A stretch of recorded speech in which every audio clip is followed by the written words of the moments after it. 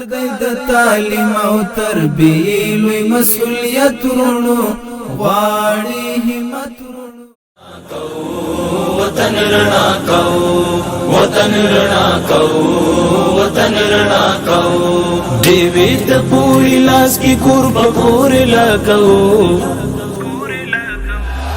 وطن رڼا کو وطن رڼا کو وطن رڼا کو وطن رڼا کو دیوی ته پوری لاس کی کور بکور لګو وطن رڼا کو وطن رڼا کو وطن رڼا کو وطن رڼا کو هدف اساسی وزارت معارف و ریاست معارف جوزجان رساندن تعلیم و تربیه به تمام اطفال مردم منطقه جوزجان است. در هر جایی که است تعلیم و تربیه، تنها تعلیم هم نیست، تنها تربیه هم نیست، هر دوش با هم لازم و ملزوم است. هدف ما هم رساندن هر دوش به اطفال است و همچنین رساندن علم به هر فرد جامعه که در هر جایی که زندگی میکنه، چون یکی اطفال است یکی بزرگسالا هست. ما به اطفال کوشش میکنیم هم تعلیم و هم تربیه. البته تربیه را ما مقدم از تعلیم میدانیم و او را برسانیم به کسانی که بزرگسال است و اونا ما تعلیم میرسانیم. الحمدلله از تربیه اونا رسیدگی هست، ضرورت نیست، به اونا فقط ما علم میرسانیم. طبعا به خاطر رساندن تعلیم و تربیه ضرورت به جاهای استاندارد و اماکنی که در اوجه اطفال با فکر آرام مسئول درس بخوانه ضرورت است. لوازم همچنان ضرورت است، به کتاب ضرورت است، به قرطاسیه ضرورت است، به همه چیزا ضرورت است. وقتی ما بتانیم یک جای مناسب به خاطر تعلیم و تربیت داشته باشیم، دیگر تجهیزات داشته باشیم، بس انشالله رساندن هم برای ما خیلی آسان می شود. الحمدلله ما تانستیم با همکاری مستقیم مؤسسه اکتد 7 با مکتب خود این ولسوالی ترمیم بکنیم. 7 مکتب ما هم به گونه اساسی شما شاهدش هستین، یعنی تقریبا 2.5 ماه میشه این مکتب تسلیم داده شده بود، درس خوانده میشد. این ما هم ترمیم کردیم، دیگه مکاتب است و همچون ما در 2 سال تانستیم با همکاری مؤسسات خود با تمام شاگردان شما کتاب برسانیم. تقریبا 80% مشکل کتاب انشالله در ولسوالی حل است.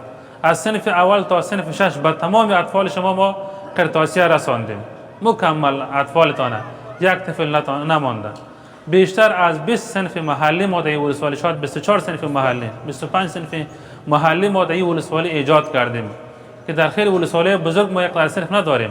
ما در اینجا ما 25 صنف، در هر صنف ما حداقل 3 شاگرد درس میخوانه و همچون ما تانستیم برای شما تقریبا 10 دانه مدرسه نهاری ایجاد کردیم در این 2 سال که 26 نفر بست برش استادای ولسوالی رسمی برش صاحب ما شده، شاید ماشون حوالم در این ما شده باشه و همچون 24 بست به 4 مدرسه خصوصی دیگه شما دادیم. این به مشوره ولسوال صاحب و علما امیر صاحب، اینا کلشون در مشوره ها داخل بوده.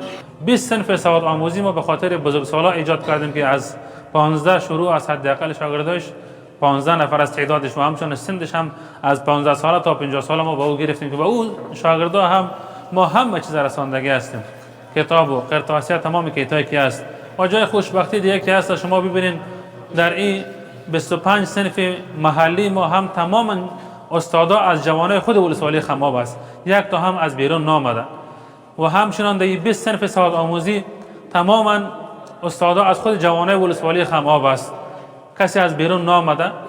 این تقریبا 45 نفر اشتغال زایی شد و همچنان ما تقریبا 50 نفر در بخش مدارس، یعنی به 100 نفر تحصیل کرده شما ما در این 2 سال از طبقه علما و کسایی که از علوم عصری فارغ هستند برشان زمینه اشتغال زایی را هم مساعد کردیم. یعنی همه به خاطر چی است؟ به خاطر رساندن تعلیم و تربیت. این مسئولیت های ما بود که ما ادا کرده راسیم و در آینده هم کوشش میکنیم. ترمیم مجدد بعضی مکاتبی که نهایت از زمانه‌های قبل خب تخریب شده بودند و تحت تاثیرات منازعات زمان قبل قرار داشته، نهایت خراب شده بود. اخیراً از اثر روحیه معرف دوستانه پالیسی امارت اسلامی افغانستان و مقام ریاست معرف ولایت جوزجان و مؤسسات محترم خیریه همکار که در این رابطه نسبت به نیازمندی های ما دل سوزاندن و به خاطر ما خب زحمات شب و روزی کشیده، همچون مکاتبی که بیخی نهایت مخروبه و ویرانه گشته بود یا را چکدن از اثر تلاش های شب و روزی و با مصارف نهایت گذاب این همه همچون مراکز تعلیمی را ما از رئیس های محترم ولوی محمد جواد بسیار خوشحال هستم که خوش هستم در اینجا در یک سال چندین بار حتی 3 بار 4 بار در اینجا آمدن در دورترین ولسوالی ولایت جوزجان ولسوالی قرقین آمدن. ما از ایشان تشکر میکنیم که در هر مکتب رفته مشکلات مکتب پرسان میکنن و همچنان نظارت میکنن. خصوصا از اعضای نظارت ولسوالی قرقین ما بسیار خوشحال هستم که روز به روز در اینجا مطابق پلان عملیاتی و مطابق پلان کاری در مکتب مربوطه‌اش روزانه میرن. از جریان تدریس، از حضوری شاگردان، از تدریس معلمان روزانه مشاهده میکنن و همچنان ارزیابی میکنن. وطن رڼا کوو، وطن رڼا کوو، وطن رڼا کوو. زخمو ته د هېواد دوا بشته زده کړه، دوا بشته زده کړه. لارکو ته څراغ رڼا بشته زده کړه، رڼا بشته زده کړه. اوس کار کول لوېدلی هېواد بیا پورته کوو. وطن رڼا کوو، وطن رڼا کوو، وطن رڼا کوو، وطن رڼا کوو. ډېوې د پوري لاس کې کور په کور لګوو. وطن رڼا کوو، وطن رڼا کوو، وطن رڼا کوو، وطن رڼا کوو. قلم په سنگر ساتي د جهالت په وړاندې، د جهالت په وړاندې. روزو به نوی نسل د هر حالت په وړاندې، د هر حالت په وړاندې. د علم څخه راژدو په سر او مخ په وړاندې ځو. وطن رڼا کوو، وطن رڼا کوو، وطن رڼا کوو، وطن رڼا کوو. ډېوې د پوري لاس کې کور په کور لګوو. وطن رڼا کوو، وطن رڼا کوو، وطن رڼا کوو، وطن رڼا کوو. مکتب او مدرسه دوه ستوري د عرفان، دوه ستوري د عرفان. په غیږ کې رانغښتي ټول توري د عرفان، ټول توري د عرفان. د دوی د تعلیم مټې شه محکمې جوړوو.